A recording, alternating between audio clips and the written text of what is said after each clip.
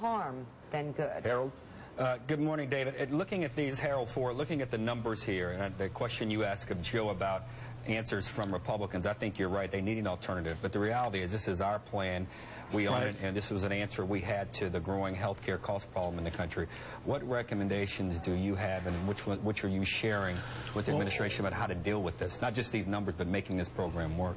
Right, Harold. Well, I did ask that question because we hear a lot of talk about repeal, but we don't hear about replace anymore. So here's the reality of the health care plan, okay? 3.1 million people under 26 have insurance now who didn't have it before this law.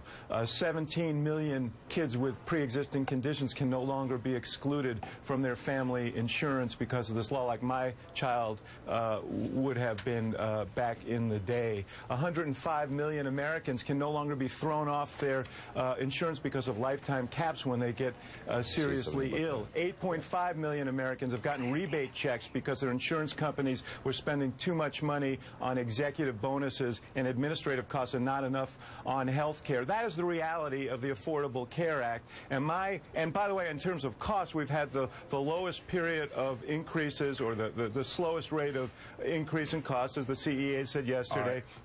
Since the 60s. So my advice would be to emphasize these stories. All over this country there are people who are being helped today, including the 500,000 who have gotten insurance since October 1st because of this plan. That is what should be emphasized. There's a whole other story out there. We've got some David, let me just ask you, we talked last week, or maybe it was Tuesday, my days are blurring, but there's a compelling case to be made on which everyone can connect, and that's about wanting health security for their children, especially children with pre-existing conditions. But that was never the debate that was had. That was never the conversation that President Obama had. Instead, it became very partisan very quickly. And I wonder if there's any remorse on the part of the White House that they didn't slow this down, that they didn't try to bring along some Republicans who would give them an extraordinary amount of much-needed cover at this hour.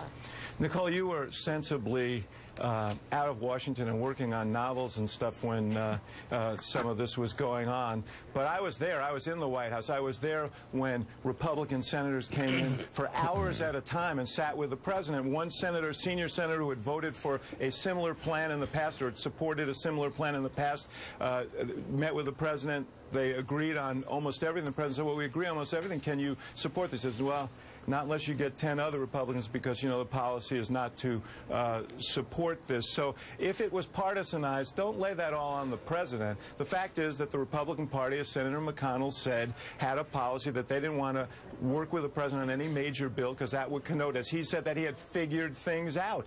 And so, I do regret that. We spent 6 months trying to get Republican support on the bill.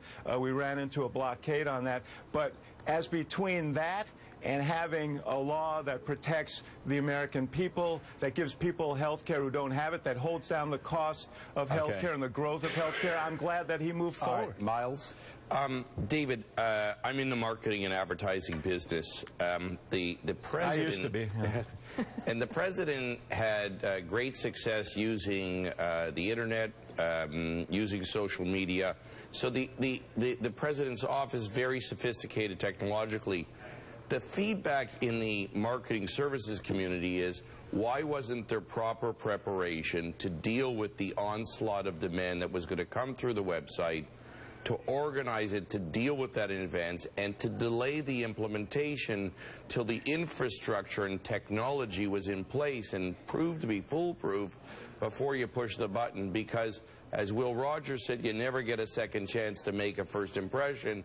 The problem is that even if the fundamentals of the plan are good, if you can't access it, your impression is extremely negative, and it makes you ill prepared to deal with how to navigate a website that's not proper. Why wasn't it tested in advance? Why didn't it delay it? Listen, Miles, no argument here. Listen, as someone who was there and fought very hard to get this law passed, I'm as outraged as anybody about how this thing rolled out. And I think you ask very good questions, but the fact is, looking back doesn't get you very much. You have to look forward now, and it seems to me, and from everything I hear, the LA Times wrote about it this week, things are improving day by day. More and more people are signing up. Remember that in Massachusetts, where they had some problems but not these big problems, 123 people signed up for that health care plan after Governor Romney passed it. 123 people in the first month, and it gained momentum. And when the deadline was arriving, there was a big rush of people. I think you're going to see the same thing here. All right.